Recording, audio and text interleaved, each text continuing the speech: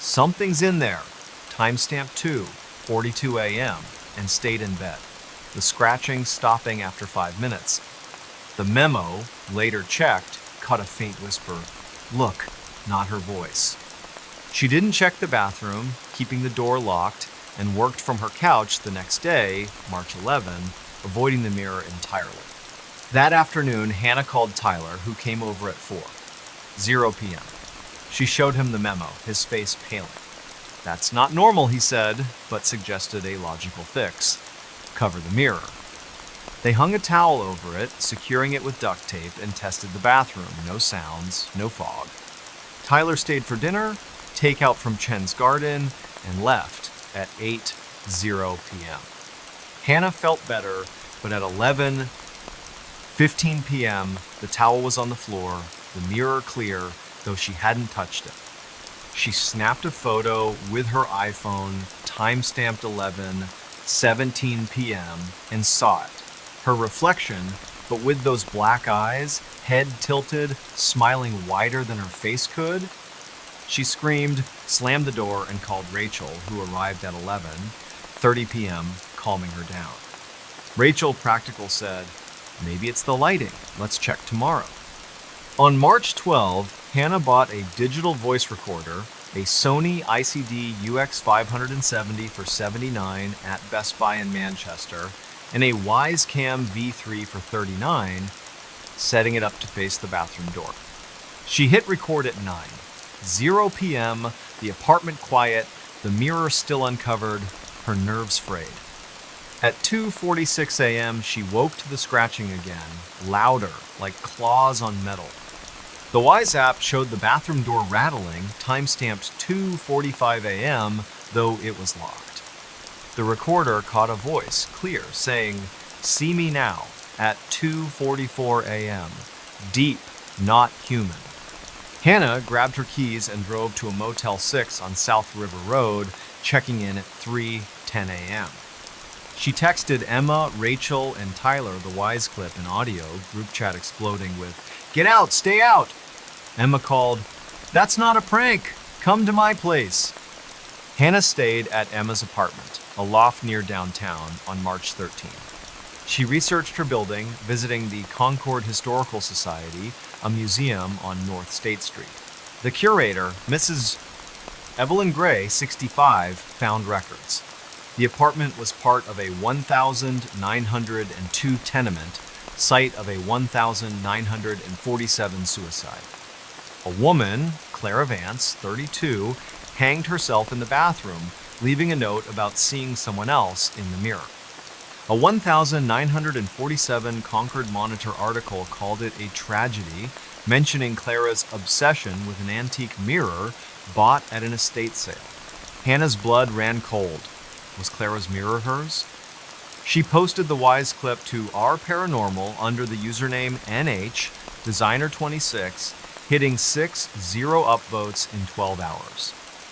Users speculated about mirror entities, citing New England folklore of spirits trapped in glass. On March 14, Hannah contacted Granite State Paranormal, a Concord-based group. Their leader, Mark Dillon, a 40-year-old electrician, met her at the Works Bakery, reviewing the footage and audio. "This is a strong presence," he said, "likely tied to the mirror." He agreed to investigate, bringing an EMF meter, a thermal camera, and a spirit box. That evening, at 7:00 p.m., Mark, Hannah, and 2 investigators, Lisa and Greg, entered the apartment, Emma and Rachel waiting outside. The bathroom felt colder, 55 degrees, despite the heater at 70.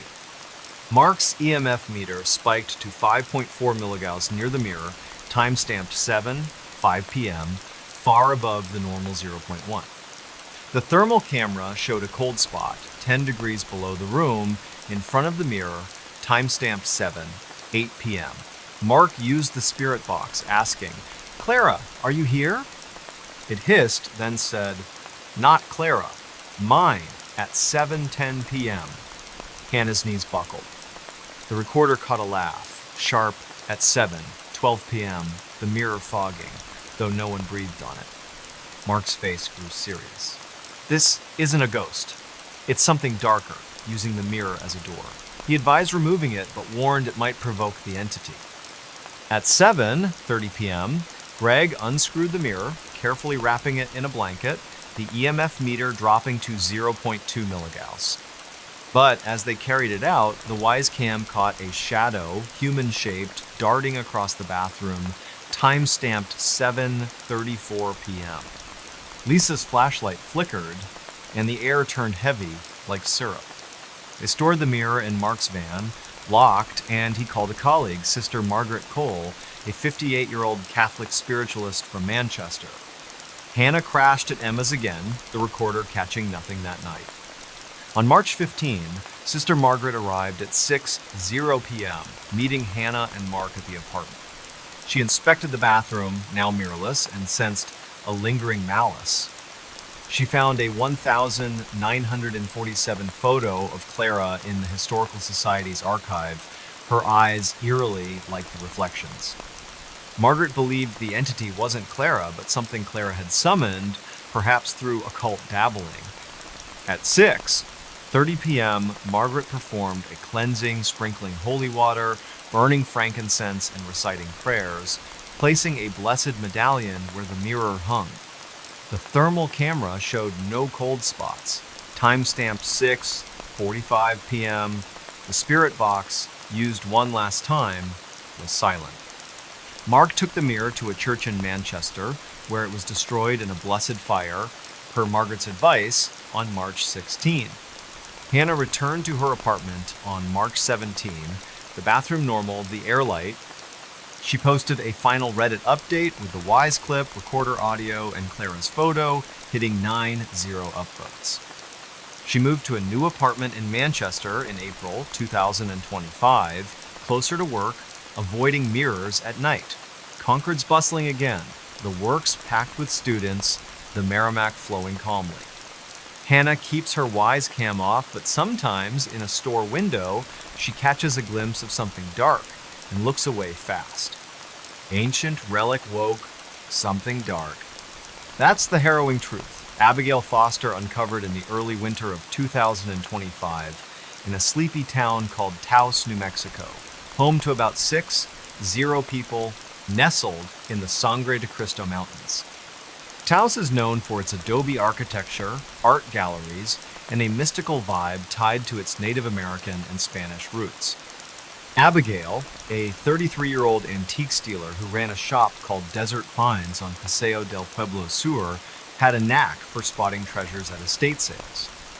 But on January 15, 2025, a strange artifact she brought home from a local auction unleashed something dark, something that turned her quiet life into a waking nightmare. Taos is a blend of old and new, with tourists flocking to the Taos Pueblo, a UNESCO site, and locals grabbing coffee at places like World Cup Cafe. Abigail's shop, a cozy space filled with vintage lamps, Navajo rugs, and dusty books, was her pride, built after years of hustling at flea markets. She lived above the shop in a loft apartment, with creaky floors and windows overlooking the snow-dusted plaza. Her routine was simple: open the shop at 10:00 a.m., chat with customers, and scour auctions for unique pieces. She wasn't superstitious, brushing off tales of cursed objects as marketing ploys. On January 14, she attended an auction at the Taos County Fairgrounds where a rancher's estate was being liquidated. Among the items was a small carved stone idol, about 6 inches tall, listed as pre-Columbian, origin unknown. Its surface was worn, etched with angular symbols, its face featureless except for deep, hollow eyes. Abigail won it for $120, drawn to its eerie beauty, planning to display it in her shop. She had no idea what she'd invited in. On January 15, Abigail brought the idol to her loft, setting it on a bookshelf next to a cactus and some paperbacks. That night at 8:00 p.m, she was sketching the idol for her shop's Instagram, her iPhone 14 propped up, recording a time-lapse for a reel, time-stamped 8:02 p.m. The loft was warm, 68 degrees, a space heater humming, snow falling outside. As she sketched, the air grew heavy, like a storm was brewing indoors. Her phone's video later showed a flicker, brief, like a shadow, crossing the idol at 8:07 p.m., unnoticed at the time. At 8:15 p.m., she heard a hum, low, like a tuning fork, coming from the bookshelf. She checked, finding the idol warm to the touch, though it had been cold minutes before. She snapped a photo, time-stamped 8:17 p.m., the idol's eyes seeming deeper, almost glowing. Uneasy, she moved it to a drawer, locking it, and went to bed, blaming her imagination. At 2:23 a.m., Abigail woke to a sound scratching, like stone on wood, from the living room. She grabbed her flashlight and phone, recording a voice memo. "Something's moving out there," time-stamped 2:24 a.m. The memo caught a whisper, faint, saying, "Take it back," not her voice. She crept out, finding the drawer open, the idol back on the bookshelf, upright, facing her. Her heart pounded. She locked it in a metal cash box, shoving it under her bed, and texted her friend Matteo, a 35-year-old potter who sold at her shop, at 2:30 a.m. "Weird stuff with this statue. Call me," Matteo replied. "Spooky. Talk tomorrow." Abigail didn't sleep, the hum lingering in her ears. On January 16, Abigail opened her shop, but kept the idol upstairs, too rattled to display it. She visited the Taos Public Library, a modern building near the plaza, and researched the idol. A 1,998 book, Artifacts of the Southwest, describes similar carvings found in Chaco Canyon, possibly linked to an ancient cult, though details were vague. A 2010 Taos News article mentioned a local collector, Juan Romero, who'd owned a cursed statue that brought bad luck before he vanished in 2012. Abigail's stomach churned. Was her idol connected? She bought a digital voice recorder, a Zoom H4n Pro for $149 at Best Buy in Santa Fe, 70 miles away, and a Blink mini camera for $29, setting it up to face the cash box in her loft.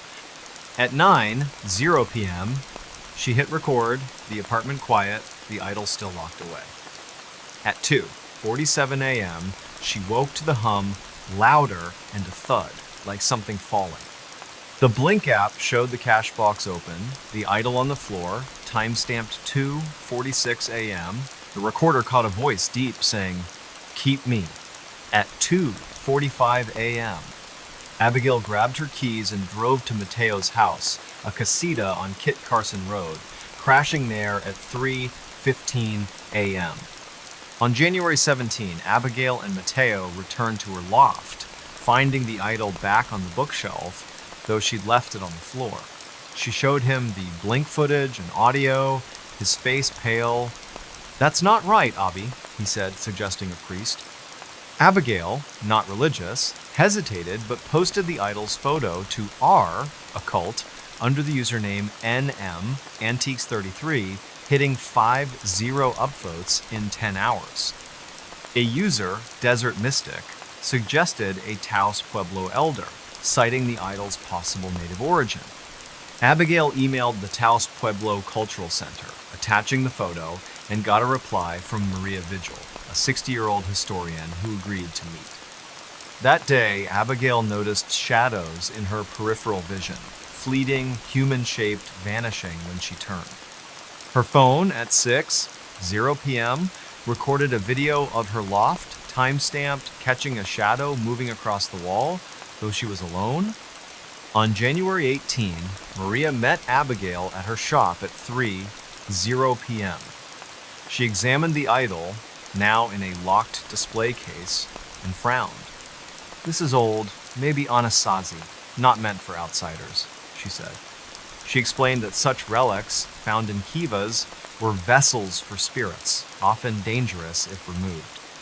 Maria refused to touch it, but suggested a shaman, Daniel Tewa, from the Pueblo. Abigail contacted Daniel, a 55-year-old with a quiet authority who arrived that evening with an EMF meter, a thermal camera, and sage borrowed from a friend in Santa Fe's paranormal scene. The loft felt colder, 60 degrees despite the heater. Daniel's EMF meter spiked to 5.8 milligauss near the idol, timestamp 7:05 p.m., far above the normal 0.1. The thermal camera showed a cold spot, 15 degrees below the room, around the bookshelf, time-stamped 7:08 p.m. At 7:12 p.m., the recorder caught a growl, low, not human, saying, "Mine forever." Abigail's knees shook. Daniel set up a spirit box, asking, "What are you?" It hissed, then said, "Bound. Anger." At 7:15 p.m., he nodded, unsurprised. "This isn't a ghost, it's a guardian woken by your touch." He advised returning the idol to a Kiva site, but since its origin was unknown, a cleansing was the next option. At 7:30 p.m., the blink cam caught the idol's case, rattling, though locked, time-stamped. Daniel's face grew stern. "It knows we're fighting." Abigail, terrified, agreed to the cleansing. She stayed at Mateo's, again, the recorder catching scratches, like claws on metal, at 2:50 a.m., time-stamped from her empty loft. On January 19, Daniel returned at 6:00 p.m. with Maria and a colleague, Elena, a 48-year-old Pueblo spiritualist. They prepared the loft, burning cedar, spreading cornmeal in a circle around the idol, still in its case. Daniel chanted in Tiwa, praying for the spirit's release, while Elena placed a turquoise stone near the idol, a symbol of peace. At 6:45 p.m., the EMF meter dropped to 0.2 milligauss, the cold spot gone. The spirit box, used briefly, was silent. The blink cam caught a shadow, faint, dissolving, time-stamped 6:47 p.m. Abigail felt the air lighten, like a fog lifting. Daniel wrapped the idol in a blanket, taking it to the Pueblo for safekeeping, to be buried in a sacred site not disclosed. Maria warned Abigail, "Respect the old things. They're not yours." Abigail returned to her loft on January 20, the shop bustling with tourists, the plaza bright with snow. She posted a final Reddit update with the blink clip, recorder audio, and idol's photo hitting 8-0 upvotes. She stopped buying unprovenanced artifacts, sticking to pottery and rugs. Taos is calm again, World Cup Cafe packed, the Pueblo welcoming visitors. Abigail keeps her recorder off, but she checks her drawers at night, half expecting those hollow eyes to stare back.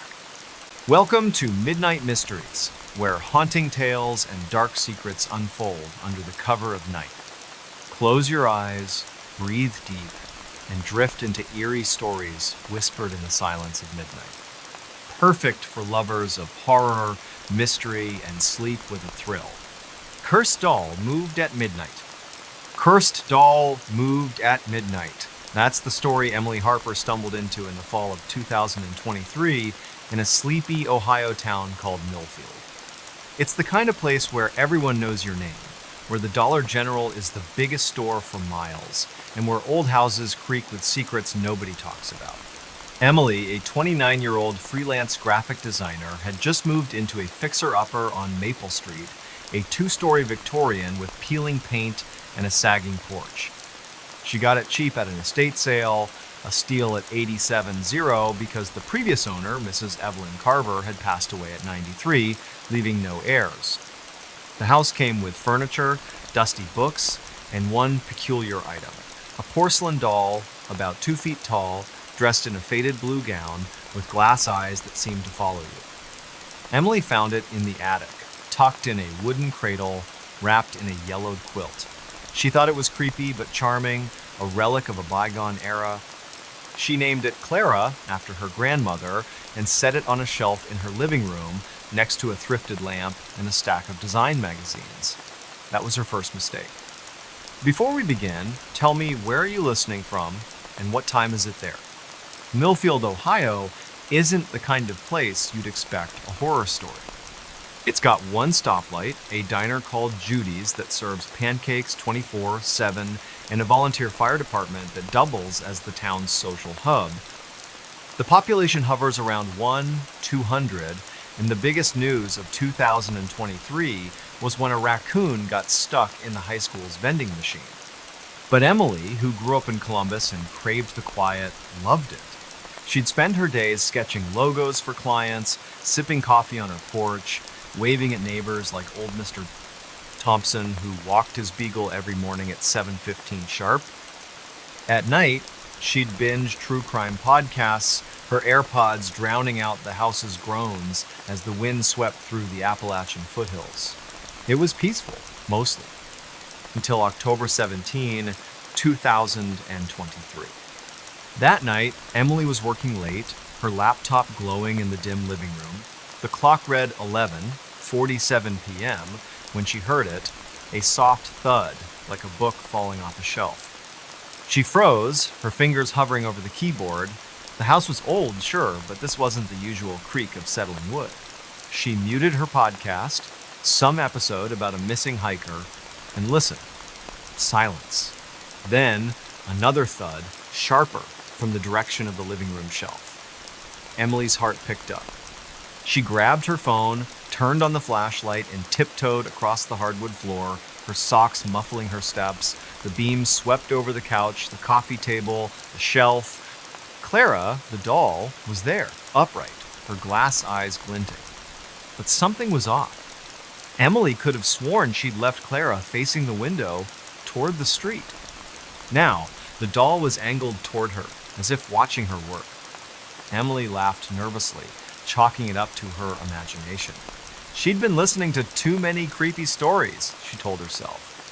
She reached out, adjusted Clara to face the window again, and went back to her laptop. But as she sat down, she felt Ita prickle on the back of her neck, like someone was standing behind her. She spun around. Nothing. Just Clara on the shelf, the lamp casting long shadows across the room. Emily shook her head, saved her work, and went to bed, locking her bedroom door just in case. The next morning, October 18, Emily woke to her alarm at 7:00 a.m., the sun filtering through her curtains. She shuffled downstairs, brewed coffee, and glanced at the shelf. Clara was facing her again, not the window. Emily's stomach dropped. She hadn't touched the doll since last night. She checked the front door locked, the window sealed. She lived alone, no pets, no roommates. Her first thought was a prank, but who? She barely knew her neighbors, and the house had a new deadbolt installed by a locksmith from Athens, Ohio, just 15 miles away. She took a photo of Clara with her phone, time-stamped 7:12 a.m., and sent it to her best friend, Megan, who lived back in Columbus. "This is freaking me out," she texted. Megan replied, "That's creepy AF. Get rid of it." Emily considered it, but she wasn't ready to toss Clara just yet. Maybe it was a loose shelf, or maybe she was misremembering. She turned Clara toward the window again, this time propping a heavy bookend against her to keep her in place. That day, Emily tried to focus on work, but her eyes kept drifting to the shelf. By 3:00 p.m., the bookend was still there, Clara unmoved. She felt silly, even recording a short video on her phone, narrating, "See, nothing weird? Just a doll." She posted it to her Instagram story, mostly for Megan, who'd been texting her doll memes all day. But that night, things got worse. At 11:59 p.m., Emily was brushing her teeth when she heard a scrape, like wood dragging across wood. She spit out her toothpaste, grabbed her phone, and crept downstairs. The living room was dark, the lamp off. She flicked on her flashlight. The bookend was on the floor, 6 feet from the shelf. Clara was facing her, her porcelain hands slightly raised, as if she'd pushed the bookend off herself. Emily's breath caught. She snapped a photo, timestamp 1 a.m., October 19, 2023, and backed away, her heart pounding. Emily didn't sleep that night. She sat on her couch, phone in hand, Googling Haunted Dolls, Ohio. She found stories about Annabelle, the famous possessed doll in Connecticut, and a local legend about a cursed toy in Chillicothe, 40 miles south. At 2:14 a.m., she called Megan, who answered groggily. "Em? It's the middle of the night," Megan said. Emily whispered, "It moved again, I swear." Megan, now awake, told her to leave the house, but Emily didn't want to run. She'd sunk her savings into this place. Instead, she decided to document everything, like a true crime host would. She set up her old GoPro camera, bought in 2021 for a trip she never took, to record the shelf overnight. She hit record at 3:07 a.m., the red light blinking, and went to bed, locking her door. On October 19, Emily woke at 8:00 a.m., her eyes gritty from lack of sleep. She checked the GoPro footage. At first, it was just the shelf, Clara motionless, the bookend still on the floor. But at 12:03 a.m., something happened. The footage showed Clara's head turning slowly toward the camera. No hands, no strings, just the doll moving on its own. Then, at 12:04 a.m., her arms twitched and the camera shook as if something had bumped it. Emily replayed it 5 times, her hands trembling. She uploaded the clip to her laptop, backed it up on a USB drive, and emailed it to Megan with the subject line, "I'm not crazy." Megan called immediately. "That's not normal, Em. Call someone. A priest, a psychic, anyone." Emily didn't know any psychics, but she remembered Mr. Thompson, her neighbor, who'd lived in Millfield for 60 years. At 9:30 a.m., she knocked on his door, the GoPro footage on her phone. Mr. Thompson, a wiry man with a flannel shirt and a coffee mug, invited her in. His living room smelled of pipe, tobacco, and dog fur, his beagle snoring on a rug. Emily showed him the clip. His face paled. "That's Evelyn's doll," he said. She called it her little girl, never let anyone touch it. He told Emily that Evelyn Carver, the house's previous owner, had been obsessed with the doll, claiming it spoke to her. After Evelyn's husband died in 1987, she'd sit in her rocking chair talking to it for hours. The town thought she was eccentric, maybe senile. When Evelyn died in April 2023, the doll was supposed to be sold with the house, but the auctioneer refused to touch it, saying it felt wrong. Emily's skin crawled. She asked Mr. Thompson if Evelyn had ever mentioned anything supernatural. He hesitated, then said, "She thought it was her daughter, reincarnated. Her girl, Clara, died in 1962, age 10. Car accident en route 33. Emily's stomach twisted. She hadn't told Mr. Thompson she'd named the doll Clara. She thanked him, promised to keep him updated, and went home. That afternoon, she drove to the Millfield Public Library, a small brick building with one computer and a microfiche machine. She dug through old newspapers, finding a 1962 article in the Athens Messenger, "Local girl 10 killed in crash." Clara Carver, daughter of Evelyn and George Carver, had died when their Ford Falcon hit a tree on Route 33, 3 miles from Millfield. The article included a grainy photo of Clara, a girl with pigtails, smiling. Emily stared at it, her throat tight. The doll's face wasn't identical, but the resemblance was uncanny. By October 20, Emily was a wreck. She hadn't slept properly in days, and the house felt different, colder, heavier. She kept the GoPro running every night, capturing more footage. On October 19, at 12:02 a.m., Clara's eyes seemed to blink. On October 20, at 12:05 a.m., the doll's head tilted, and a faint whisper came through the camera's mic, too soft to make out. Emily sent the clips to a paranormal forum on Reddit, r paranormal, under the username OhioHaunt23. The post got 40 upvotes in 12 hours, with users begging for updates. Some suggested burning the doll, others a cleansing ritual. One user, Ghost Hunter Cbus, claimed to be a paranormal investigator in Columbus and offered to visit. Emily agreed, desperate for answers. Ghost Hunter Cbus, whose real name was Derek Walsh, arrived on October 21 at 6:00 p.m. A stocky man in his 40s with a thermal camera, EMF meter, and a duffel bag of gear. He walked through the house, his EMF meter spiking near the shelf, reading 3.2 milligauss, far above the normal zero point 0.1. "Something's here," Derek said, his voice calm but firm. He set up motion sensors around Clara and a voice recorder to capture EVP's electronic voice phenomena. At 10:00 p.m., they sat in the living room, lights off, the air thick with tension. Derek asked questions aloud. "Who are you? Why are you here?" At 11:58 p.m., the voice recorder picked up a response, a child's voice, clear as day, saying, "I'm Clara, stay with me." Emily's blood ran cold. Derek's face was grim. He'd heard EVPs before, but never this distinct. At midnight, the motion sensors went off.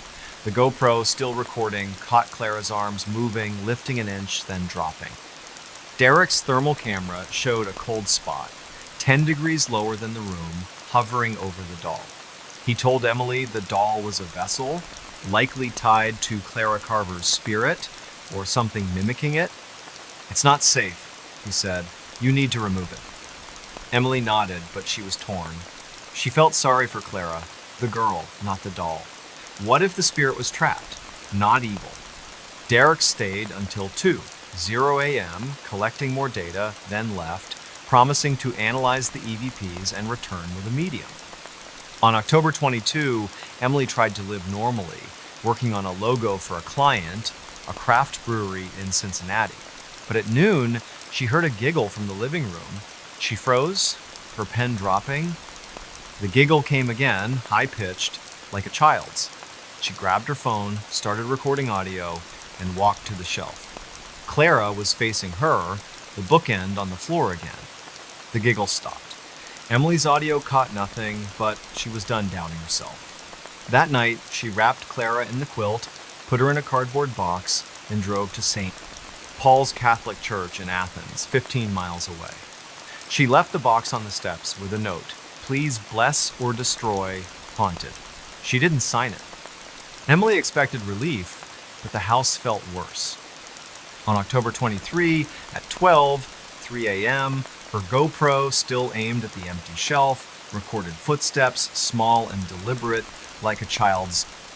The next night, her bedroom door, always locked, creaked open at 12:01 a.m. She called Derek, who returned on October 25 with a medium Lisa Marino, a 50-year-old woman with kind eyes and a rosary. Lisa walked the house, pausing at the shelf. "She's still here," Lisa said. "The doll was just a focus. Clara's spirit is tied to this place." Lisa performed a cleansing, burning sage, reciting prayers, sprinkling holy water. She told Emily to talk to Clara, to acknowledge her, to help her move on. That night, Emily sat in the living room alone at 11:55 p.m. She spoke softly. "Clara, I know you're here. I'm sorry you're scared. You don't have to stay." At midnight, the air shifted, lighter, like a window had opened. The GoPro caught nothing unusual. For the first time in days, Emily slept through the night. On October 26, she posted a final Reddit update, including the GoPro clips, EVP audio, and thermal data, which hit 10-0 upvotes. Derek and Lisa confirmed the spirit seemed gone, though Lisa warned Emily to stay vigilant. Emily still lives in the house. She keeps the shelf empty, the GoPro packed away. Sometimes, late at night, she thinks she hears a creak, but it's just the house, she hopes. Millfield is quiet again. The diner still serving pancakes. Mr. Thompson still walking his beagle. But Emily knows something lingered here. Something that moved at midnight, and she'll never forget it. Ghostly whispers haunted my dreams. Ghostly whispers haunted my dreams. That's what happened to Lucas Bennett in the summer of 2024 in a small town called Lebanon, Pennsylvania, about 30 miles east of Harrisburg. Lebanon's the kind of place where you can still find mom and pop shops on Main Street, a farmer's market every Saturday, and houses that have stood since the Civil War. Lucas, a 34-year-old high school history teacher, had lived there his whole life in a modest colonial on Chestnut Street, bought in 2021 for 165. Zero. The house was old, built in 1853 with narrow stairs, a brick fireplace, and a cellar that smelled of damp earth. Lucas loved its character, the way the floorboards groaned underfoot, the way the windows rattled in a storm. He lived alone, no pets, no partner, just him and his bookshelves packed with biographies and old maps. But in June 2024, something changed. The house wasn't just old anymore, it was alive. Lebanon, with its 26 residents, is quiet by most standards. It's got a brew pub called Snitz Creek, a community theater, and a yearly bologna festival that draws a crowd. Lucas fit right in, coaching the high school chess club, grabbing coffee at Kleinfelter's Cafe, and chatting with neighbors like Mrs. Dolores Rivera, a retired nurse who'd wave from her porch every evening. He was practical, not the type to believe in ghosts. He'd roll his eyes at his students' stories about haunted cornfields or the lady in white who supposedly wandered Lebanon's cemetery.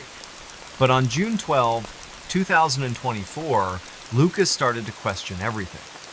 That night, he went to bed at 10:30 p.m., his usual routine. He'd been grading essays on the American Revolution, his desk lamp casting shadows across his cluttered study.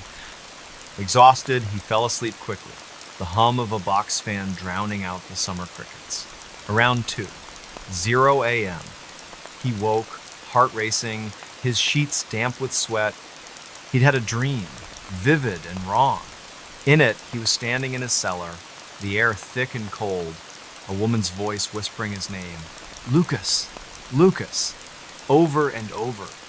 Her voice was soft, almost pleading, but it came from nowhere and everywhere. He couldn't see her, just darkness and the cellar's stone walls. He woke gasping, the whisper still echoing in his head. He checked his phone. 2:03 a.m. He tried to shake it off, blaming stress, maybe the Thai takeout from golden chopsticks he'd had for dinner. But the feeling lingered, like someone was watching him from the corner of his room. Lucas didn't sleep much after that. He got up, turned on every light, and made tea, chamomile, hoping it'd calm him. The house was silent, except for the fan and the occasional creak. He checked the lock's front door, back door, all secure. He even opened the cellar door, a heavy wooden slab, and shone his phone's flashlight down the stairs. Nothing but cobwebs and an old furnace. He laughed it off, closed the door, and went back to bed, leaving the hallway light on. But the next night, June 13, it happened again. Same dream, same cellar, same whisper. "Lucas, Lucas." This time the voice sounded closer, like it was right beside his ear. He woke at 2:01 a.m., his alarm clock glowing red, his throat was dry, his hands shaking. He grabbed a notebook from his nightstand, a habit from grading, and wrote, "Dream again, woman's voice, cellar, 2:01 a.m." He needed proof he wasn't losing it. By June 14, Lucas was rattled. He taught his classes on autopilot, his students noticing his bloodshot eyes. After school, he stopped by Kleinfelter's Cafe and told his friend Jake, the barista, about the dreams. Jake, a 25-year-old with a man bun and a true crime podcast obsession, grinned. "Dude, your house is haunted. Bet it's the lady in white." Lucas scoffed, but Jake's words stuck. That afternoon, Lucas called his mom, Ellen, who lived in Lancaster, 40 miles away. She was practical, a retired accountant, and told him to see a doctor, maybe get a sleep study. "You're working too hard," she said. Lucas agreed, but deep down, he knew it wasn't stress. The whispers felt real, like they were reaching into his mind. On June 15, Lucas decided to document everything like a historian would. He bought a digital voice recorder, a Sony ICD PX370 from Best Buy in Harrisburg for $59.99, and set it on his nightstand that night.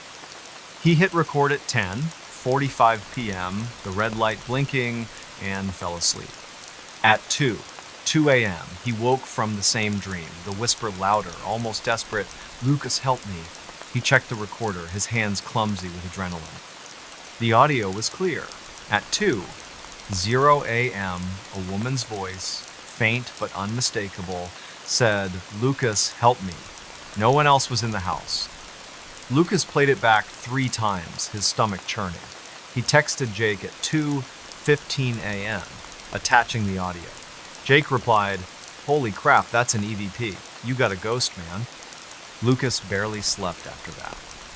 On June 16, he drove to the Lebanon County Historical Society, a small museum on Cumberland Street, to dig into his house's past. The librarian, Ms. Patricia Klein, a 70-year-old with bifocals, helped him search property records. The house at 412 Chestnut Street had been built in 1853 by a merchant, Samuel Weiss. In 1876, it was sold to a family, the Morgans. Patricia found a newspaper clipping from the Lebanon Daily News, dated August 3, 1878, tragedy at Morgan residence. Elizabeth Morgan, age 28, had died in the cellar, found by her husband Thomas after she'd fallen down the stairs. The article called it an accident, but neighbors whispered about foul play. Thomas moved away a year later, and the house changed hands often, with owners complaining of strange noises. Lucas's skin prickled. Elizabeth, was that the voice? That night, June 17, Lucas set up the recorder again and added a webcam, a Logitech C920 he'd used for virtual classes in 2020, aimed at his bed. He wanted proof, something to show it wasn't just dreams. At 4 a.m., he woke, the whisper now a plea, "Lucas, find me." The recorder caught it clearer at 2 a.m. "Lucas, find me." The webcam footage was worse. At 3 a.m., a shadow moved across his room, human-shaped, near the foot of his bed. It wasn't a car's headlight, she's curtains were drawn. Lucas uploaded the clip to his laptop, time-stamped, and backed it up on a hard drive. He posted it to a paranormal subreddit, r Ghosts, under the username ChessTeacherPA. The post got 6 upvotes in 24 hours, with users urging him to leave or contact a medium. On June 18, Lucas was a mess. He called in sick, his first time in 3 years, and reached out to Jake, who connected him with a local paranormal group, Susquehanna Spirits. Their leader, Karen Lutz, a 45-year-old former paramedic, visited that evening with an EMF meter, a spirit box, and a thermal camera. Karen walked the house, her meter spiking to 4.1 milligauss in the cellar, way above the normal 0.2. "There's energy here," she said. At 10:00 p.m., they held a session in the cellar, the air heavy, the stone walls slick with moisture. Karen used the spirit box, a device that scans radio frequencies for voices. At 10:47 p.m., it crackled, and a voice said, "Elizabeth, trapped." Lucas's knees buckled. Karen asked, "Elizabeth, are you here?" The box replied, "Help me." The thermal camera showed a cold spot, 8 degrees below the room near the stairs. Karen told Lucas the cellar was a hot spot, likely where Elizabeth died. She suspected Elizabeth's spirit was stuck, reliving her death, reaching out through his dreams. "She's not malicious," Karen said, "but she's desperate." She advised a cleansing, but warned it might not work if Elizabeth's death was unresolved. Lucas nodded, his mind racing. He'd taught about historical mysteries, unsolved cases. Could he solve this one? On June 19, he returned to the Historical Society, digging deeper. He found a 1,879 court record. Thomas Morgan had been questioned about Elizabeth's death, but never charged. A neighbor, Mary Klein, had testified that Elizabeth was unhappy, that Thomas was rough with her. The case was dropped for lack of evidence. That night, Lucas set up the recorder, webcam, and a new motion sensor, bought for $29.99 from Amazon. At 1 a.m., he woke, the whisper now a cry, "Lucas, he pushed me." The recorder caught it at 2:00 a.m. He pushed me. The motion sensor triggered at 2 a.m., no visible cause. The webcam showed the shadow again, clearer, a woman's silhouette by his door. Lucas was done sleeping in the house. He packed a bag, drove to a Holiday Inn in Harrisburg, and checked in at 3:30 a.m. He called Karen, who agreed to bring a medium, Teresa Cole, for a second session. On June 20, Karen and Teresa, a 60-year-old with a calm voice and a cross necklace, met Lucas at the house. Teresa sensed Elizabeth immediately, describing a woman in a long dress, her hair pinned up, standing in the cellar. "She's angry," Teresa said. "Not at you, at him." They held a session at 9:00 p.m., Teresa speaking softly. "Elizabeth, you're safe." "Tell us what happened," the spirit box hissed, then said, "Thomas, stairs, pushed." Lucas's heart sank. Teresa performed a cleansing, burning white sage, reciting a prayer and placing salt at the cellar's entrance. She told Lucas to address Elizabeth, to acknowledge her pain. At 11:55 p.m., Lucas sat in the cellar alone and said, "Elizabeth, I hear you. I believe you. You can rest now." At midnight, the air lightened, the cellar less oppressive. The webcam, still running, caught no shadows. On June 21, Lucas slept in his bed, no dreams, no whispers. He posted a final Reddit update, including the EVP audio, webcam clips, and thermal data, hitting 12:00 upvotes. Karen and Teresa confirmed the energy had shifted, though Teresa warned spirits can linger. Lucas kept teaching, kept coaching chess, but he never opened the cellar door again. He hung a cross above it just in case. Lebanon went back to normal, the Bologna Festival planning for 2025, Mrs. Rivera still waving from her porch. But Lucas knows Elizabeth was there, her whispers in his dreams, and he'll never unhear them. Abandoned Asylum's terrifying secret uncovered. Abandoned Asylum hid a terrifying secret. That's what Ryan Mitchell discovered in the spring of 2025 in a forgotten corner of West Virginia called Point Pleasant, a town of about 40 people nestled along the Ohio River. Point Pleasant is best known for the Mothman legend, a winged creature tied to a 1967 bridge collapse, but Ryan's story has nothing to do with that. It's about the old Blackwell Asylum, a sprawling, decaying complex on the outskirts of town, shuttered since 1983. Ryan, a 27-year-old mechanic who fixed trucks at a local garage, wasn't looking for trouble. He was just curious, the kind of guy who'd watch Urbex videos on YouTube and dream of exploring. But on March 22, 2025, his curiosity led him to a place no one should have gone, and he uncovered something that still keeps him awake at night. Point Pleasant is a quiet town, with a Dollar Tree, a diner called the Coffee Grinder, and a riverfront park where folks fish for catfish. The Blackwell Asylum, though, is a blight on the landscape, a mile from the nearest road, hidden by overgrown pines and rusted no trespassing signs. Built in 1890 as the Blackwell Lunatic Asylum, it housed thousands over the years patients, with mental illnesses, criminals, and anyone society deemed unfit. By the 1970s, reports of abuse, experimental treatments, and mysterious deaths had piled up, and the state closed it after a 1982 expose in the Charleston Gazette. Ryan knew the stories, whispered at the garage or over beers at Tudor's Biscuit World. Kids said the asylum was haunted, that screams echoed at night. Ryan didn't buy it.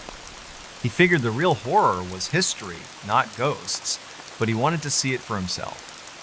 On March 22, Ryan and his buddy, Caleb Turner, a 25-year-old welder, planned a trip to Blackwell. They'd been talking about it for weeks, hyped by YouTube channels like Exploring with Josh. Ryan packed a backpack with a flashlight, a GoPro Hero 10 he'd bought used for $200, a water bottle, and a pocket knife. Caleb brought a crowbar, just in case, and his iPhone for photos. They drove Ryan's 2018 Ford F-150 to a dirt road near the asylum, parking at 3:00 p.m. under a gray sky. The air was chilly, about 45 degrees, with a breeze rustling the pines. They hopped a sagging chain-link fence, the GoPro strapped to Ryan's chest, recording. The asylum loomed ahead, a red brick monolith with broken windows, ivy choking the walls, and a collapsed chimney. It looked like a place time forgot, and Ryan felt a thrill, not fear. That was his first mistake. They entered through a side door, the lock long broken, and stepped into a hallway littered with debris-spilling paint, shattered tiles, and rusted gurneys. The air smelled of mold and something sharper, like old medicine. Ryan's GoPro caught it all. The graffiti-covered walls, the flickering light from their flashlights, Caleb's nervous laugh. They explored the first floor, finding an old cafeteria with overturned tables, a nurse's station with scattered files, and a therapy room with a cracked electroshock machine. Ryan narrated for the camera, "This is creepy, but kinda cool." At 3:47 p.m., they reached a stairwell to the basement marked Ward C restricted in faded paint. Caleb hesitated, but Ryan, adrenaline pumping, said, "Come on, man, this is the good stuff." They descended, the stairs creaking, the air growing colder, heavier. The basement was different. The walls were concrete, stained with water, and the corridors narrower, like a maze. Their flashlights cast long shadows, and the GoPro's audio picked up a faint drip, drip, drip. They found locked doors, some with small barred windows, and rooms filled with junk syringes, broken chairs, a straitjacket hanging on a hook. Ryan's excitement faded. "This feels wrong," he whispered. Caleb nodded, gripping the crowbar. At 4:12 p.m., they reached a door labeled Observation Room 3. It was ajar, unlike the others. Ryan pushed it open, the hinges screaming. Inside was a small room, maybe 10 by 10 feet, with a rusted metal table bolted to the floor, restraints dangling from the sides. On the table was a leather-bound ledger, its pages yellowed but intact. Ryan picked it up, his hands steady despite the chill in his bones. The ledger was a patient log, dated 1953 to 1955, from a Dr. Harold Vance, chief psychiatrist. It listed names, diagnoses, and treatments. Most were routine sedatives, therapy, but the last entry, dated June 17, 1955, was different. It described patient 47, a woman named Margaret Lowe, age 32, admitted for hysteria. The note read, "Subject resistant to standard protocols. Initiated procedure 12. Results inconclusive. Subject terminated." Ryan's stomach twisted. Terminated? He flipped the page, finding a sketch. A woman strapped to a table, wires attached to her head, a machine labeled Project Echelon. Caleb, looking over his shoulder, said, "Dude, this is bad. We should go." But Ryan couldn't stop. He slipped the ledger into his backpack, the GoPro still rolling, time-stamped 4:19 p.m. That's when they heard it. A low moan, like someone in pain, coming from deeper in the basement. Ryan froze, his flashlight shaking. Caleb whispered, "That's not the wind." The GoPro's audio caught it, faint but clear, at 4:21 p.m. They backed out of the room, their footsteps loud in the silence. The moan came again, closer, followed by a scrape like metal on concrete. Ryan's mind raced, maybe a squatter, an animal? But the asylum had been empty for decades, patrolled occasionally by county deputies. They turned a corner, and their flashlights hit something. A figure, humanoid, at the end of the hall, maybe 50 feet away. It was tall, thin, its head tilted unnaturally. The GoPro caught a glimpse before Ryan swung the camera away, his breath ragged. Caleb grabbed his arm. "Run now!" They bolted, the moan turning into a wail behind them. They reached the stairs, scrambling up, the GoPro bouncing, recording chaos. At the first floor, they didn't stop, sprinting through the hallway, out the side door, and over the fence. They didn't look back until they were in the truck. Doors locked at 4:37 p.m. Ryan's hands shook as he stopped the GoPro. Caleb was pale, muttering, "What was that?" Ryan didn't answer. He drove straight to his apartment on Walnut Street, a one-bedroom above a laundromat. There, they watched the footage. The figure in the hall was blurry but real, its eyes reflective, like an animal's, but its body too human. The ledger was real, too, its ink smudged but legible. Ryan uploaded the footage to his laptop, time-stamped, and backed it up on a flash drive. He texted his sister Lauren, a nurse in Huntington, 60 miles away, with a clip. "This is insane," she replied. "Don't go back." But Ryan couldn't let it go. On March 23, he drove to the Point Pleasant Library, a small building with free Wi-Fi and a local history section. He searched for Blackwell Asylum records, finding a 1982 Gazette article, "Asylum Closed Amid Scandal." It mentioned Dr. quote, Vance, accused of unethical experiments in the 1950s, including Project Echelon, a rumored CIA-funded study on mind control. No charges were filed. Vance died in 1960. Ryan found a 1955 obituary for Margaret Lowe, listed as deceased at Blackwell Asylum, cause unknown. Her photo showed a woman with dark hair, her eyes hauntingly familiar. Ryan's skin crawled. Was she the figure? He posted the ledger's last page to a Reddit forum, r Urban Exploration, under the username WVNEC88. The post hit 0 upvotes in 18 hours, with users speculating about ghosts, government cover-ups, or worse.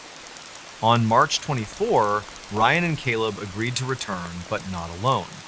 They contacted Appalachian Paranormal, a group based in Charleston. The leader, Emma Dorsey, a 38-year-old former cop, arrived on March 25 with 2 investigators, Mark and Jenna, bringing EMF meters, a FLIR thermal camera, and a spirit box.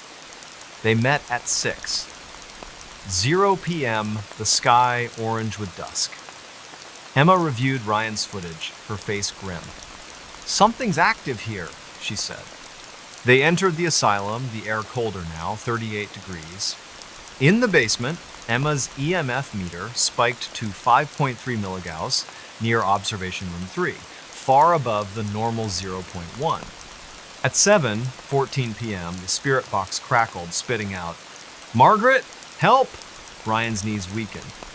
The FLIR showed a cold spot, 12 degrees below the room, shaped like a person by the table.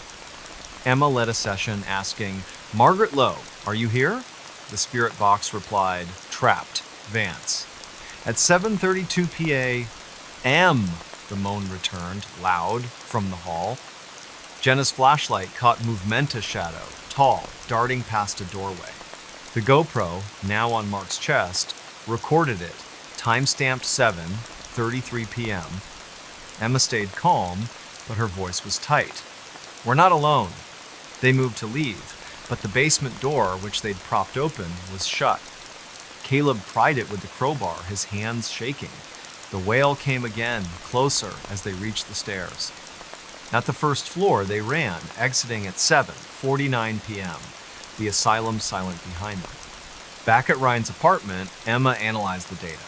The EMF spikes, thermal anomaly, and spirit box responses suggested a residual entity, likely Margaret, tied to her death.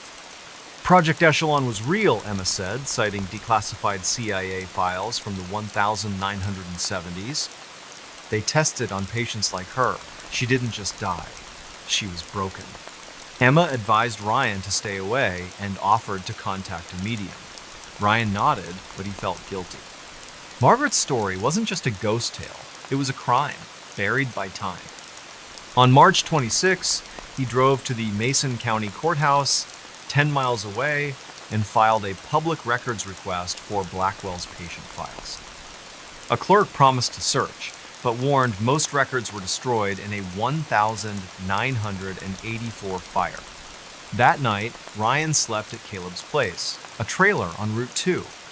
At 2:17 a.m., he woke, heart pounding, hearing a whisper, "Find me."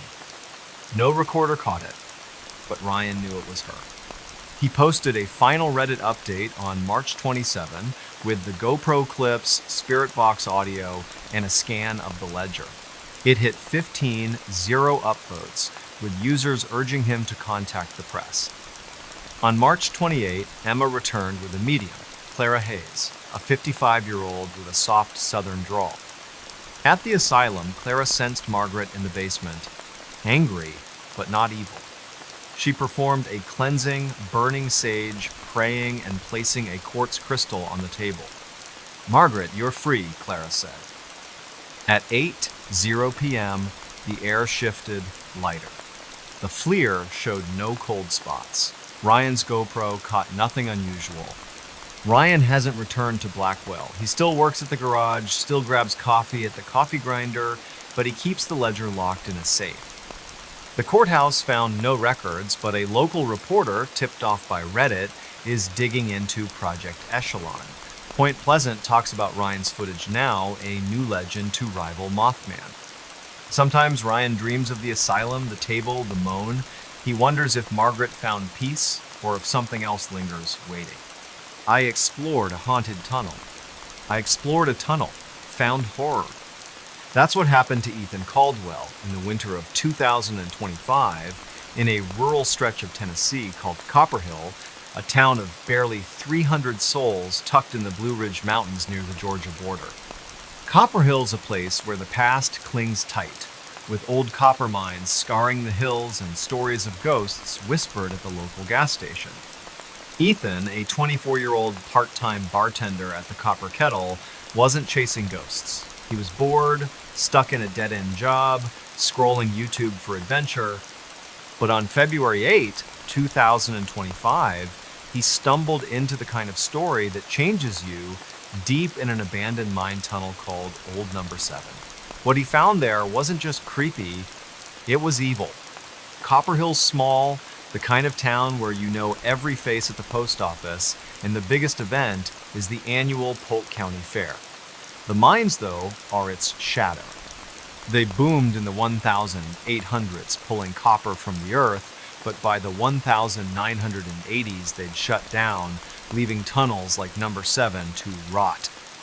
Number 7 was infamous, a mile-long shaft off Ducktown Road, sealed with a rusted grate but accessible if you knew where to pry.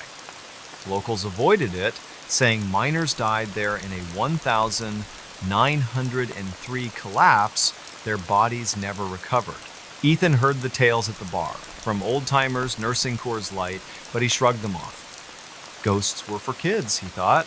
On February 8, after a slow shift, he decided to check it out, spurred by a Reddit thread on r abandoned places about Tennessee's haunted mines. Ethan didn't go alone. He roped in his cousin, Mia Torres, a 22-year-old cashier at Food City in McKaysville, 5 miles away. Mia was skeptical but game, always up for a dare. They met at Ethan's trailer at 2:00 p.m., the sky heavy with snow clouds. Ethan packed a backpack, a Phoenix flashlight, a GoPro Hero 9 he'd won in a 2023 raffle, extra batteries, a granola bar, and a Leatherman multi-tool. Mia brought her iPhone 13 and a can of mace, just in case. They drove Ethan's 2015 Jeep Cherokee to Ducktown Road, parking near a faded sign for the mine, half buried in kudzu. The air was frigid, 28 degrees, the ground crunchy with frost. Ethan strapped on the GoPro, hit record, and grinned at Mia. "Ready to be famous?" he said. Mia rolled her eyes, but followed him to the grate, which hung loose, bolts rusted through. They slipped inside at 2:37 p.m., the tunnel swallowing them whole. The entrance was narrow, about 6 feet high, the walls rough-hewn rock, glistening with damp. The air smelled of wet stone and something sour, like decay. Ethan's flashlight cut through the dark, the GoPro capturing their steps, Mia's sneakers scuffing gravel. The tunnel sloped down, the temperature dropping to the low 20s. They found relics of the mine's past. A rusted pickaxe, a broken lantern, wooden beams sagging under decades of neglect. Ethan narrated, "This is number 7, supposedly haunted." Mia snorted, her breath visible. "It's just a hole, Ethan." But at 2:50, 2 p.m., 200 yards in, they heard it. A faint knock, like metal on rock, echoing from deeper in the tunnel. Ethan paused, the GoPro's audio catching it, time-stamped. "You hear that?" he whispered. Mia nodded, her mace now in hand. They pressed on, the knocks growing louder, irregular, like someone tapping Morse code. At 1 p.m., they reached a fork, the tunnel splitting left and right. The left path was collapsed, a pile of rubble blocking it, but the right path opened into a wider chamber, maybe 20 feet across, with a low ceiling. The GoPro caught something odd, a circle of stones arranged deliberately in the chamber's center. Inside the circle were bones, small, maybe animal, and a rusted miner's helmet, its leather strap rotted. Ethan knelt, his flashlight on the helmet, and saw scratches inside, forming letters JH1903. His gut tightened. "This is messed up," he said. Mia, filming on her iPhone, agreed. "Let's go back." But the knocks came again, closer, from the tunnel's right path beyond the chamber. Ethan, curiosity outweighing fear, said, 5 more minutes. That was his mistake. They followed the right path, the tunnel narrowing, the ceiling brushing Ethan's hair. At 3:14 p.m., the GoPro's light flickered, though the batteries were fresh. The knocks stopped, replaced by a low hum like a distant machine. Ethan's flashlight caught something ahead, a wooden door, half-rotted, set into the rock. It wasn't on any mine map he'd seen online. The door had no lock, just a crude handle and carving symbols, maybe runes, etched deep. Ethan pushed it, the wood groaning, and it opened to a small room, maybe 8 by 8 feet. Inside was a stone slab, like an altar, stained dark, with chains bolted to the corners. On the slab lay a single object, a miner's pickaxe, its handle cracked, the blade crusted with something brown. The GoPro recorded it, time-stamped 3:18 p.m. Mia whispered, "This isn't right, Ethan. Let's go now." Before they could move, the hum became a voice, guttural, unintelligible, coming from the walls. Ethan swung his flashlight, the beam catching Movemento shadow, tall, hunched, darting across the room's far wall. The GoPro caught it, a blurry shape at 3:19 p.m. Mia screamed, dropping her phone, the screen cracking. Ethan grabbed her arm and they ran, the voice growing louder, words forming, "Stay, mine." The door slammed shut behind them, though no one touched it. Ethan yanked it open, the hinges splintering, and they sprinted back through the chamber, past the stone circle, the knocks now a deafening clang, like hammers on steel. The tunnel seemed longer, the air thicker, their flashlights dimming. At 3:27 p.m., they reached the entrance, scrambling through the grate, collapsing in the snow. Ethan's GoPro was still recording, the battery at 5%. They drove to Mia's apartment in McKaysville, a duplex near the Taco River, and watched the footage, their hands shaking. The shadow was real, its outline jagged like it wore tattered cloth. The voice, caught faintly, chilled them. "Stay. Mine." Ethan texted his boss, Tommy, at the copper kettle, attaching a clip. "What the hell is this?" Tommy replied, "Don't go back, kid." Mia refused to touch her phone, its cracked screen a reminder. Ethan uploaded the footage to a hard drive and posted a still of the altar to R Paranormal under the username TN Bartender24. The post got 7 upvotes in 12 hours, with users begging for the video. Some mentioned a local legend, number 7 wasn't just a mine. It was a ritual site, tied to a 1,903 cult of miners who offered workers to something in the earth. On February 9, Ethan visited the Polk County Historical Society in Benton, 10 miles away, a one-room museum with mining exhibits. The curator, Mrs. Evelyn Price, 68, paled when Ethan showed her the helmet's photo. "That's Jonah Hale," she said. "Foreman in 1903. Vanished after the collapse. Some said he led a group, not a union. Something darker." She pulled a 1903 ledger from the mine's owners, listing 12 missing workers, including Hale, after an incident in Shaft 7.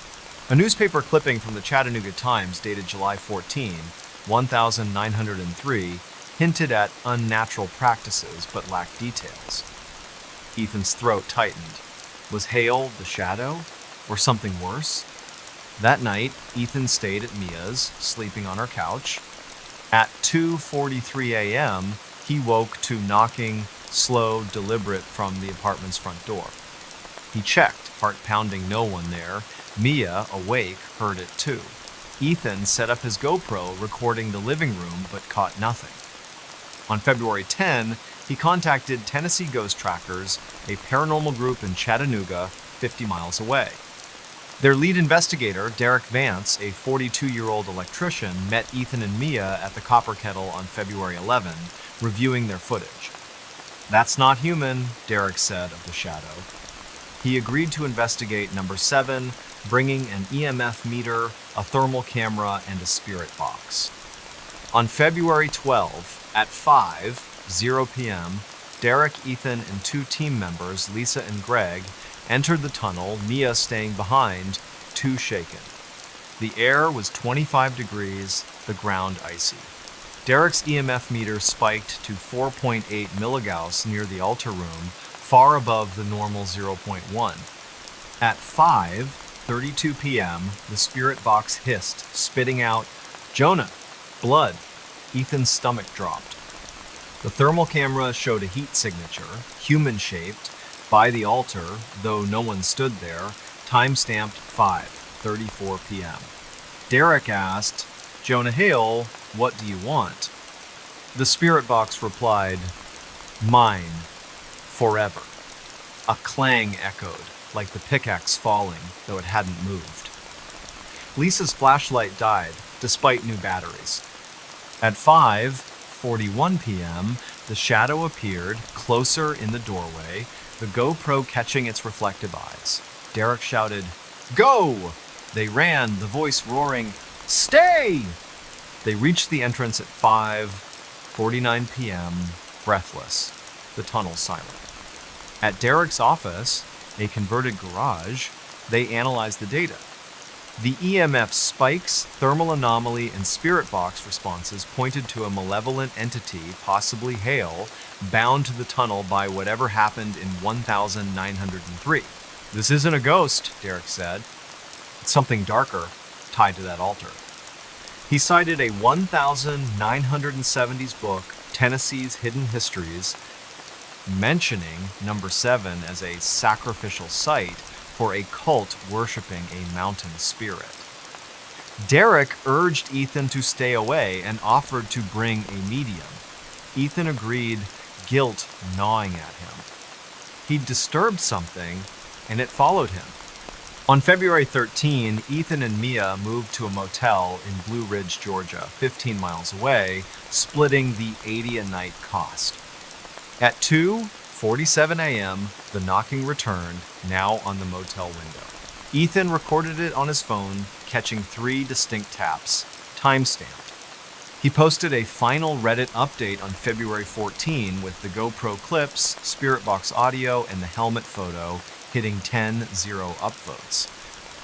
On February 15, Derek returned to number 7 with a medium, Sister Mary Ellison, a 60-year-old former nun. She sensed a presence, not human, in the altar room. At 6:00 p.m., she performed a cleansing, sprinkling holy water, reciting psalms, and placing a silver cross on the slab. "Leave this place," she commanded. The air warmed, the thermal camera clear. Ethan's GoPro, set up outside, caught no knocks. Ethan and Mia went back to Copperhill, but Ethan quit the bar, taking a job at a hardware store in Blue Ridge. He keeps the GoPro footage locked in a safe, the helmet photo deleted from his phone. Copperhill's quiet again, the fair planning for summer, but number 7's grate is now welded shut, a county order after Ethan's Reddit post. Sometimes Ethan hears a tap at night, faint, like a distant pickaxe.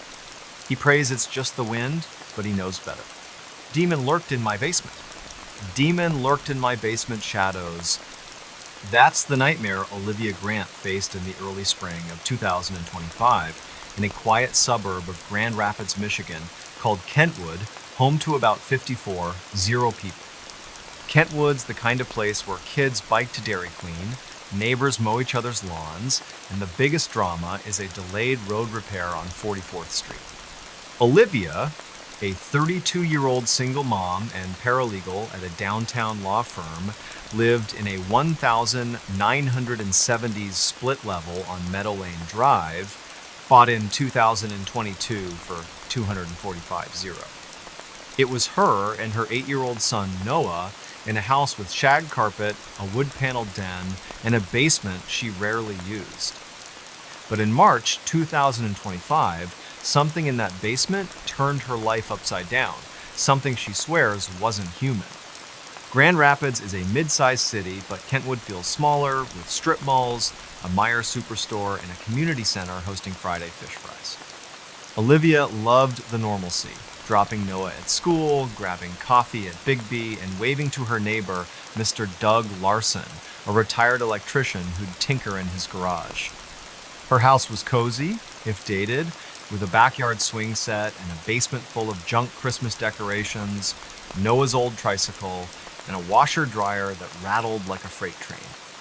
She'd avoided the basement since moving in, creeped out by its low ceiling and flickering fluorescent light. Noah wasn't allowed down there, a rule he followed without complaint. But on March 3, 2025, everything changed.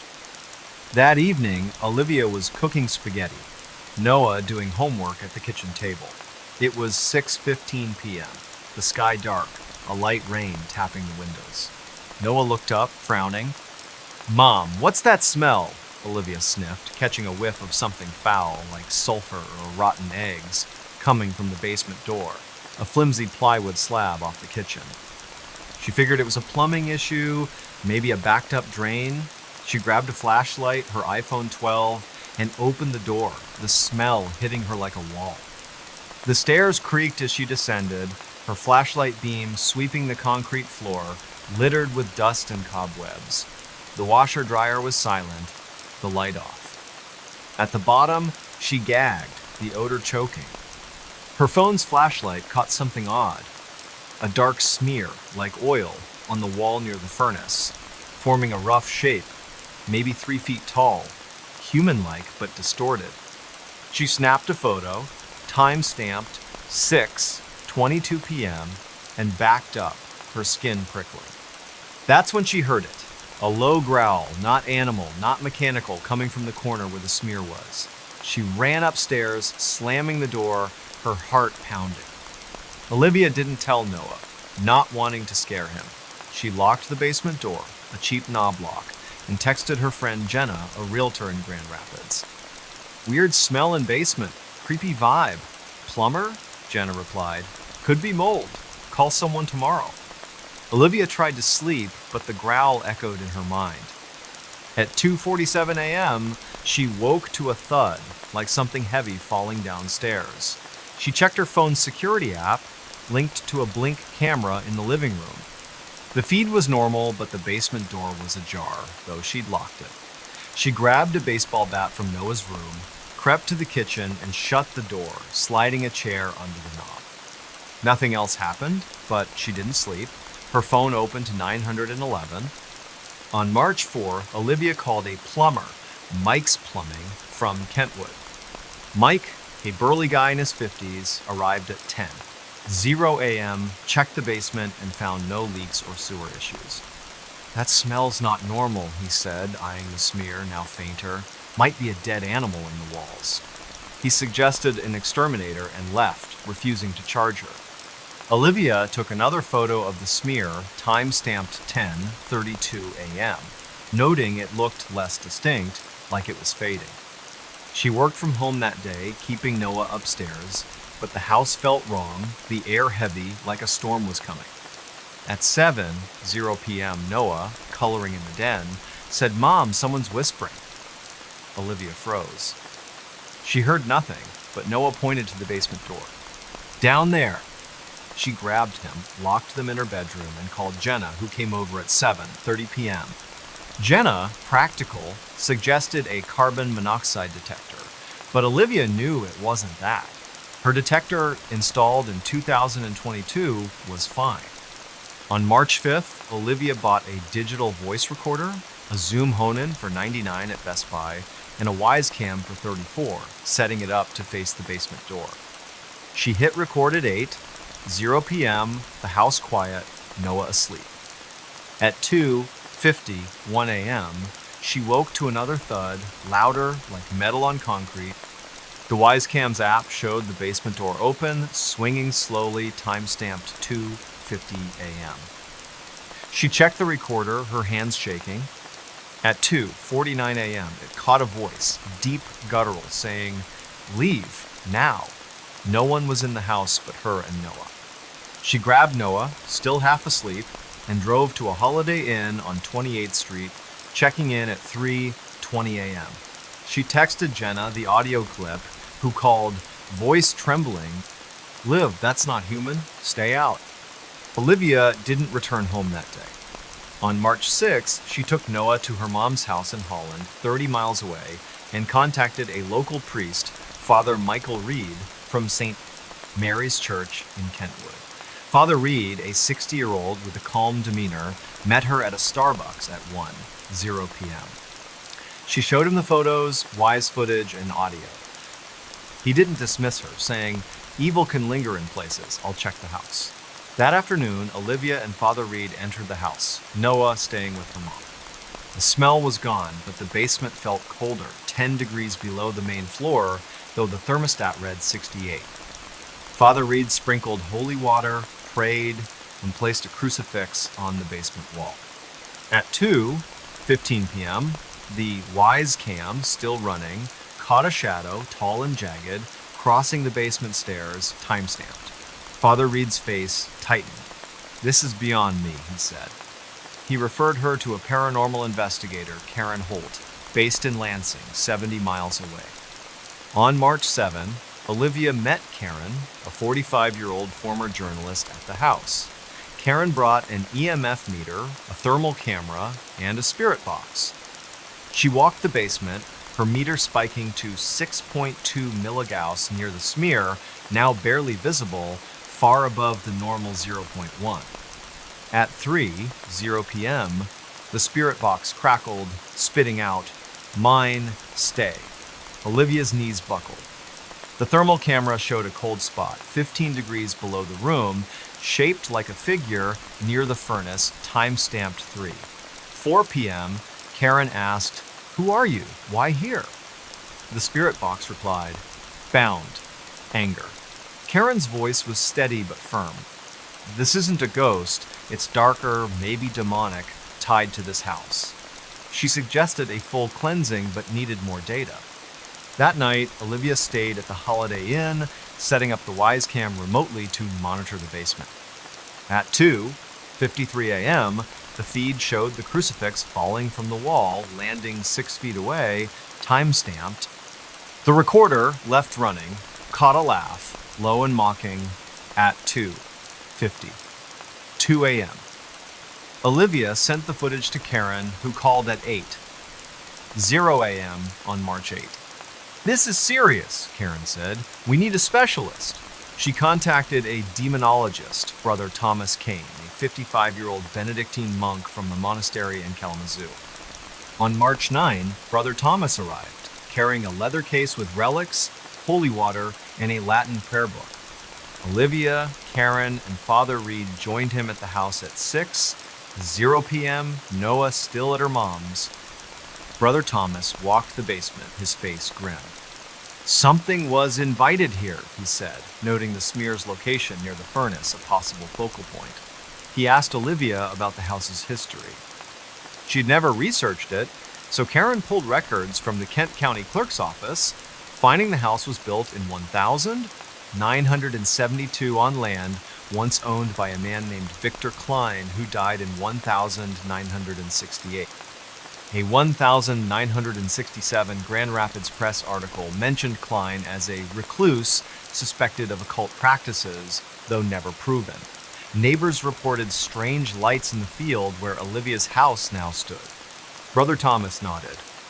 That's enough. Something was summoned, and it stayed.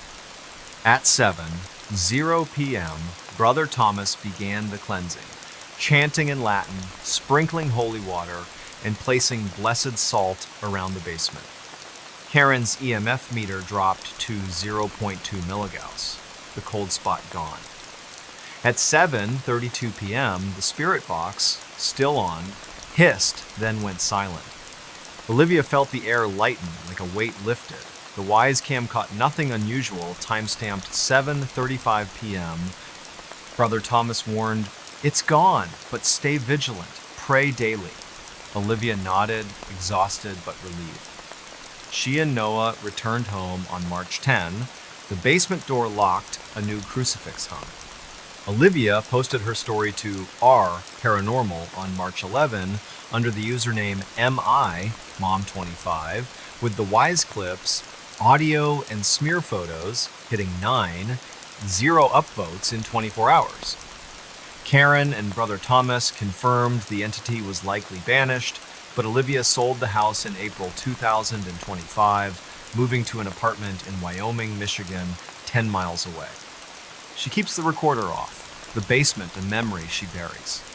Kentwood's back to normal, Dairy Queen buzzing, Mr. Larson tinkering. But Olivia checks her locks every night, and Noah sleeps with a nightlight just in case. Lost hiker found something evil. Lost hiker stumbled into pure evil. That's the chilling ordeal Mason Reed faced in the late fall of 2024. Deep in the wilderness of Montana's Bitterroot National Forest, a rugged expanse of 1.6 million acres near the Idaho border. The Bitterroot's a place of towering pines, jagged peaks, and trails that wind through valleys where cell service is a myth.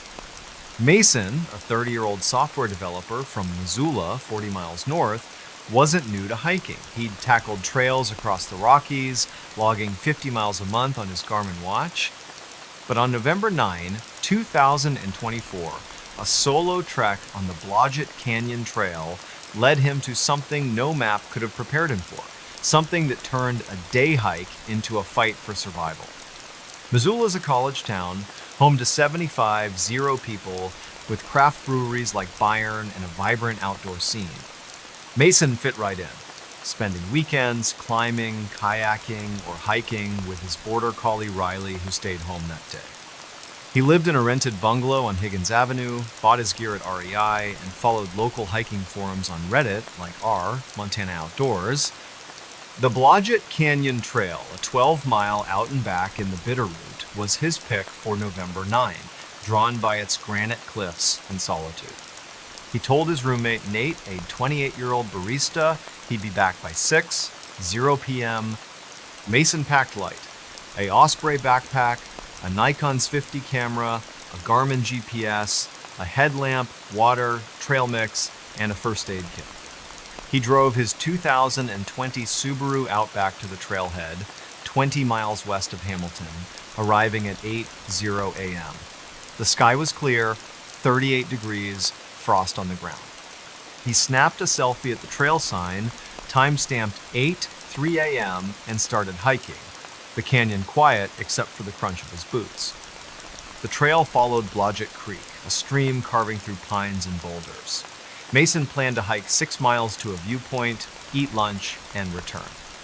By 10:30 a.m., he was 3 miles in, the trail steepening, his Nikon capturing shots of cliffs glowing in the morning light. At 11:15 a.m., he noticed something odd, a faint hum like a distant generator coming from the trees. He paused, checking his Garmin, which showed 46.773 degrees down, 114.48 2-degree watts, still on the trail. The hum faded, and he shrugged it off, maybe a plane overhead. But at 11:37 a.m., his Garmin glitched, the screen flickering, then blank. He tapped it, annoyed, and pulled out his phone. An iPhone 14, but it had no signal, expected in the canyon. He kept going, unaware he'd missed a fork in the trail, veering onto an unmarked path, overgrown with ferns. By noon, Mason realized he was off course. The trail was gone, replaced by dense brush and rocks. He backtracked, but the hum returned, louder, vibrating in his chest. At 12:22 p.m., he found a clearing, maybe 30 feet wide, unnatural in the thick forest. In the center stood a stone structure, crude, like a cairn, 4 feet tall, surrounded by smaller rocks in a spiral pattern. His Nikon snapped a photo, timestamp 12:24 p.m., the hum now a low drone, coming from the cairn. Mason's gut screamed to leave, but curiosity pulled him closer. The rocks were etched with symbols, lines, circles, something like an eye. He touched the cairn, cold despite the sun, and the drone stopped. Silence, heavy, unnatural. Then, a snap, like a branch breaking from the trees behind him. He spun, Nikon raised, and saw it. A figure, tall, maybe 7 feet, cloaked in shadow, standing 50 yards away, motionless.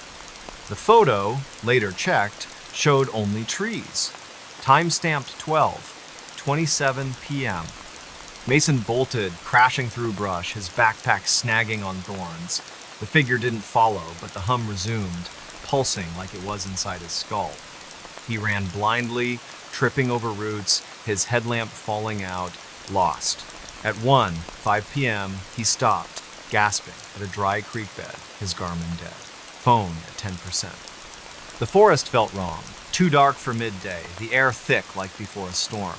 He heard whispers, not words, just murmurs from all directions. He recorded a video on his iPhone, voice shaky, "I'm lost, something's here," timestamped 8 p.m.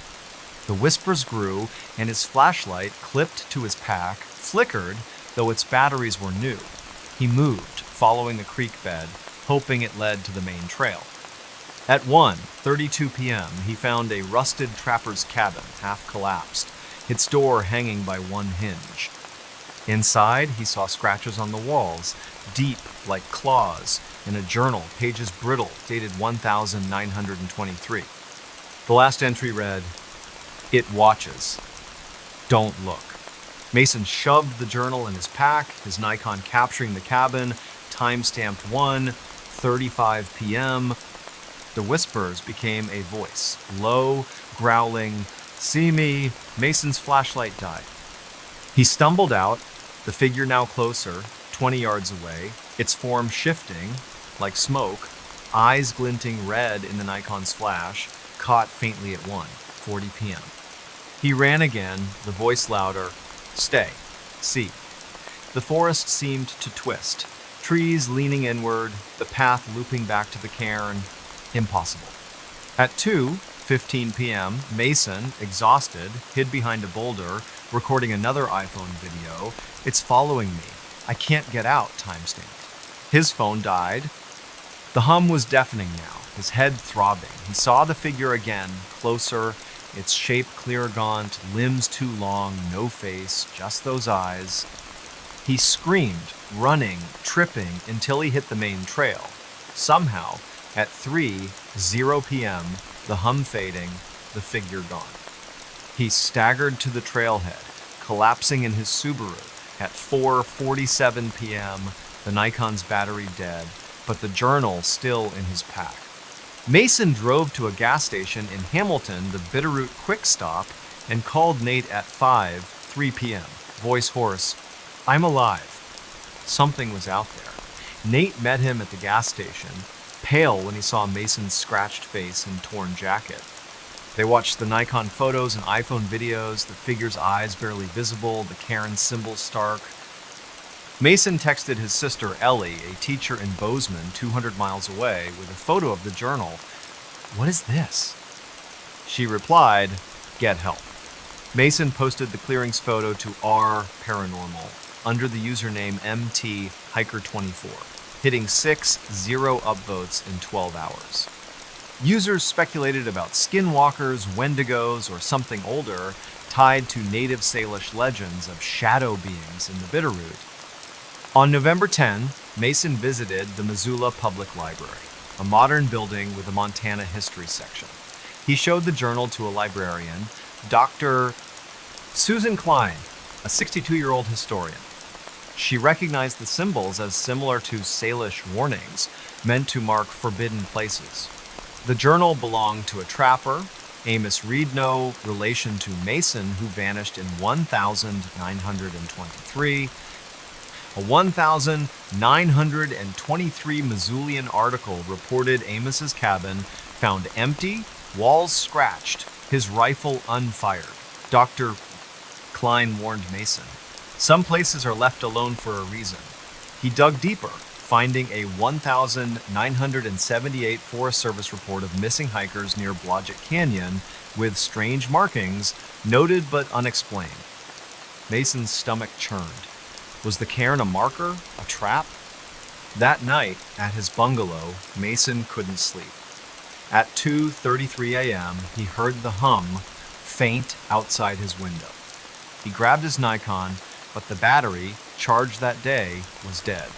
He set up his iPhone to record, catching a whisper, "See me," timestamped, 2:35 a.m. He called Nate, who crashed on his couch, both too scared to sleep. On November 11, Mason contacted Big Sky Paranormal, a Missoula-based group. Their leader, Travis Cole, a 39-year-old ex-Marine, met Mason at Bayern Brewery, reviewing the footage. "That's not a ghost," Travis said. "It's something else." He agreed to investigate the trail, bringing an EMF meter, a thermal camera, and a spirit box. On November 12, at 7:00 a.m., Travis, Mason, and two investigators, Rachel and Ben, hiked to the clearing. Riley left it home. The cairn was still there, the symbols sharper in daylight. Travis's EMF meter spiked to 5.7 milligauss, far above the normal 0.1, time-stamped 8:22 a.m.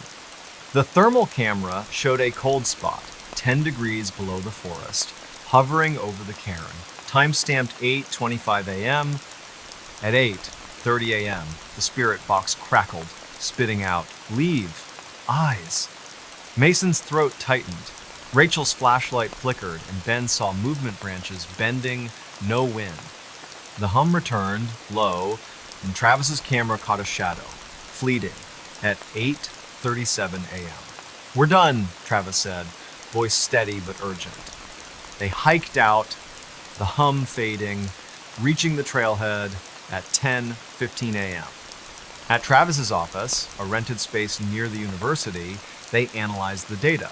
The EMF spikes, thermal anomaly, and spirit box suggested a non-human entity possibly tied to the land. Travis cited Salish oral histories, shared by a tribal elder in 2020, about watchers in the Bitterroot, guarding sacred sites. "You disturbed it," Travis told Mason. "It followed you." He arranged for a Salish elder, Joseph Black Elk, 70, to perform a ceremony. On November 13 at 6:00 p.m., Joseph met Mason at the trailhead, not the clearing, for safety. He burned cedar, sang a prayer, and scattered tobacco, asking the entity to return to the earth. The air felt lighter, the Nikon, now working, catching no anomalies, time-stamped 6:45 p.m. Mason posted a final Reddit update on November 14 with the iPhone audio, Nikon photos, and thermal data hitting 12-0 upvotes. He hasn't hiked since, sticking to Missoula's breweries and gym. He keeps the journal in a locked drawer, the cairn's photo deleted. Bitterroot's trails are busy again, hikers unaware of the clearing. Mason checks his windows at night, hearing the hum sometimes, faint, like a memory. He hopes Joseph's ceremony worked, but those red eyes still haunt him. Ouija board summoned pure terror.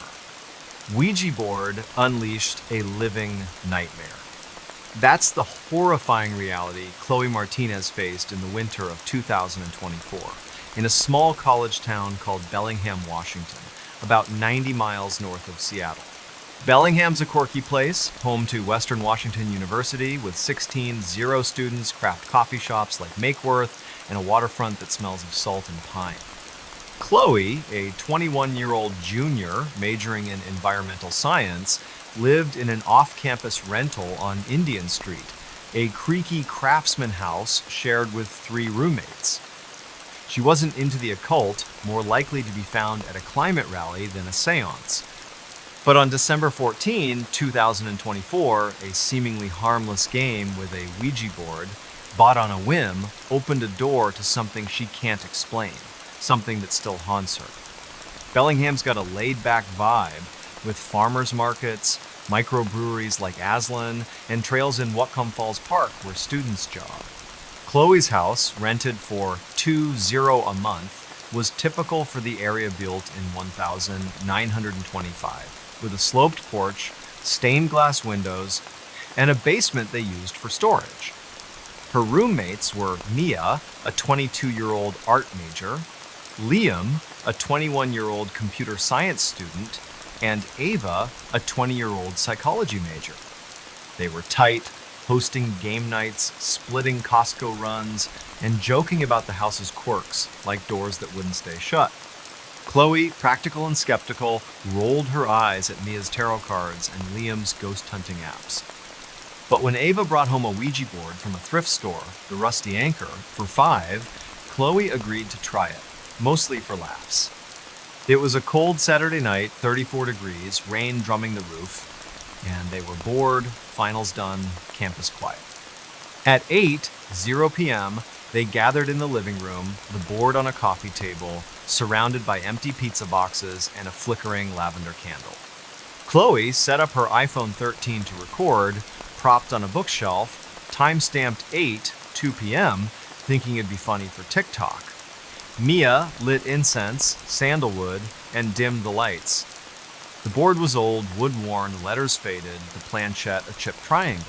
They placed their fingers on it, giggling, and Ava asked, "Is anyone here?" The planchette twitched, sliding to yes. Chloe assumed Mia was pushing it, but Mia's eyes were wide.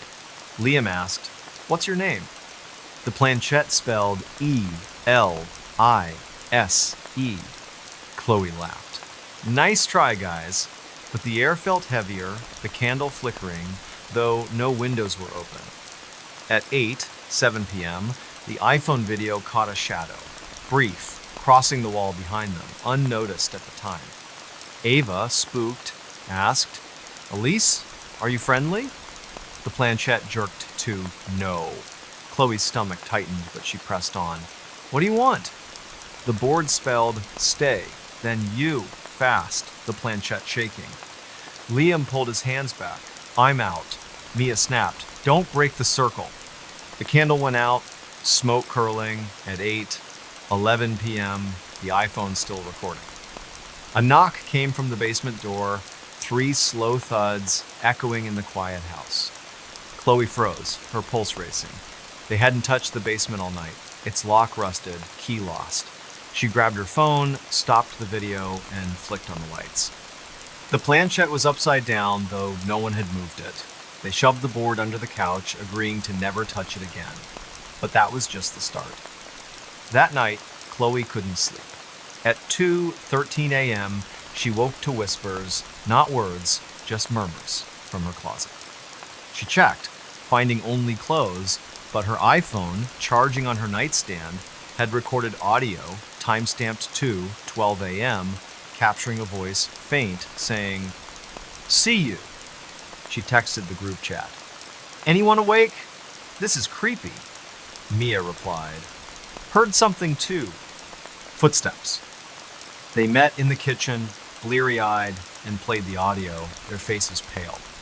Liam suggested burning the board, but Ava, who'd read horror forums, said that could make it worse. At 3:00 a.m., they heard another knock, louder from the basement.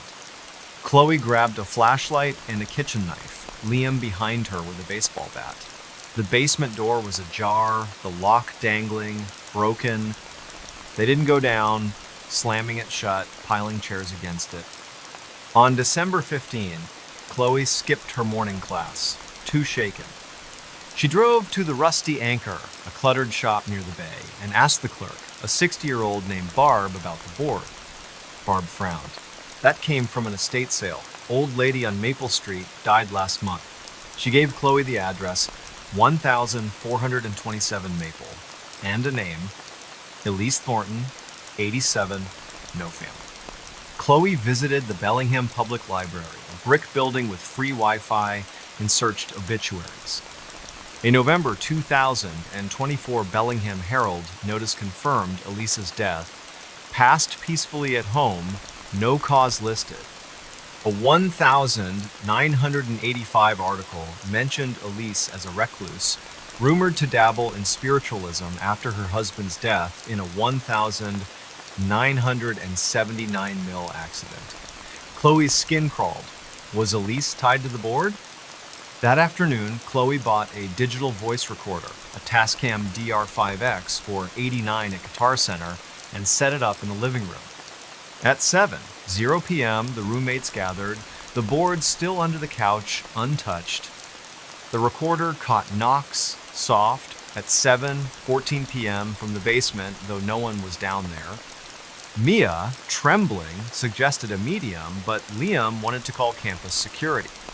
Chloe, desperate, posted the iPhone video to R Paranormal under the username WA-Student21, hitting 50 upvotes in 10 hours.